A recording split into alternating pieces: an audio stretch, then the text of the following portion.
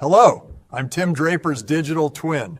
Natilus, the aerospace startup developing blended-wing body aircraft for cargo and passenger transport, announced a strategic partnership with Palantir Technologies to optimize its U.S.-based manufacturing operations.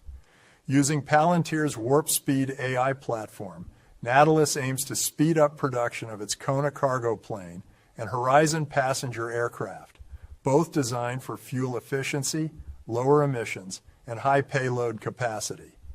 The partnership focuses initially on improving supply chain resilience and manufacturing efficiency. Over time, it will enable predictive maintenance and real-time performance analysis, supporting operational reliability and customer satisfaction. Natilus CEO Alexei Matyushev said, "Our success hinges on accelerating our production capabilities." Palantir's Emily Nguyen added, "We are proud to support Natilus in advancing sustainable aviation and strengthening U.S. manufacturing." Thank you for watching today's Draper Decentralized.